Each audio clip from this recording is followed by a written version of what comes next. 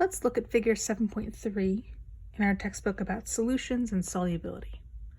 Let's define the parts of the graph.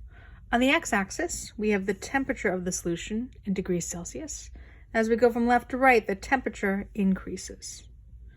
On the y-axis, we have grams of solute that will dissolve in 100 grams of water. As we go from bottom to top, the amount of solute that will dissolve in 100 grams of water increases. Each line on the graph represents a different solute, and in general, the lines slope upward, indicating that as temperature of the solution increases, more solute can be dissolved in 100 grams of water. So in conclusion from this graph, we learned that most solid solutes have increased solubility with increasing temperature, or you can dissolve more grams of solute in hot water than in cold water. Let's move to our actual example of example 7.2. So here we have a solution made from 260 grams of table sugar added to 100 grams of water at 70 degrees Celsius. The sugar dissolves completely, and the resulting solution is allowed to cool. We're asked to determine the nature of the solution at a variety of temperatures. Let's go back to our graph. Generally, we know that at this high temperature, the solubility of sugar will be high, and a large amount of sugar will dissolve in the water.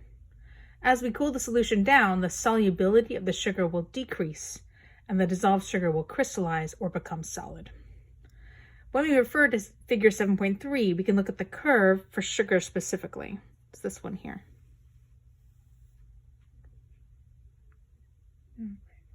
So we're going to find 260 grams on the y-axis.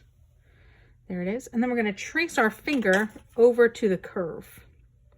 Once we get the curve, then we're going to go down to the temperature that matches that spot on the curve. This 50 degrees Celsius is the important temperature from the graph. At 50 degrees Celsius, 260 grams of sugar will dissolve in 100 grams of water.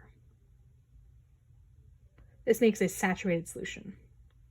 So at this temperature, the sugar will remain dissolved in the solution, and we call it a saturated solution. Above this temperature, the sugar will remain dissolved, but we could add more sugar. It's called an unsaturated solution. Below this temperature, the sugar will start to crystallize, and it's called a saturated solution, but there'll be solid sugar also in the container.